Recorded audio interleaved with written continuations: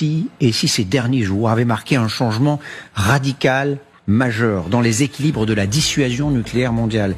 Bonjour Général Paloméros, merci d'être avec nous, ancien commandeur suprême de l'OTAN, ancien chef d'état-major de l'armée de l'air française. On va voir tout cela avec vous, on va commenter les dernières déclarations, notamment celles des présidents russes et biélorusses, mais avant cela, j'aimerais vous faire écouter une déclaration, celle de Donald Trump, le président des États-Unis, qui vient de rentrer aux États-Unis après une tournée asiatique, sur le changement de position, de positionnement des Américains liés à leur défense et à leur armement nucléaire. Écoutez ce qu'il dit. Parlez-vous littéralement de relancer les essais nucléaires souterrains?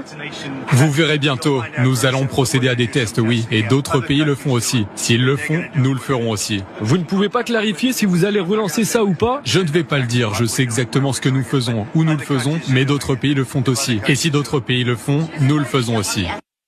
Et la raison pour laquelle ce journaliste pose et repose cette question, c'est qu'il y a dans les propos du président américain une ambiguïté sur ce que vont faire les États-Unis dans les semaines, les mois ou les années qui viennent, parce que tout cela prend du temps évidemment. Qu'est-ce que vous en comprenez? D'abord, si on regarde la position russe, je dirais, quand on joue avec des allumettes, on finit par se brûler. Et je crois que Poutine a excédé Monsieur Trump, Donald Trump, qui répond en disant bon, maintenant ça suffit, parce que Poutine a exhibé en fait des armements nucléaires dont on ne sait pas trop s'ils vont fonctionner, mais qui sont quand même un petit rappel, un missile à propulsion nucléaire et puis une sorte de torpille. C'est la triade qui fonctionne sur le même système. Une torpille, oui, des armes inarrêtables, dit le président russe. Personne n'en sait rien.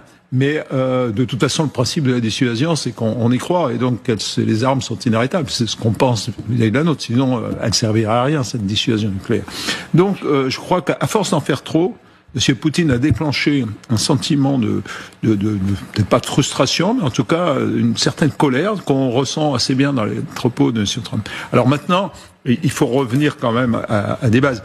Les grandes puissances n'ont absolument pas besoin d'essais nucléaires aujourd'hui pour mettre en œuvre leur dissuasion. Pour être bien clair, Général, ça veut dire pas de champignons au-dessus d'un désert ou d'un océan, ça veut dire pas de test même, parce qu'aujourd'hui on peut faire ça en reproduction.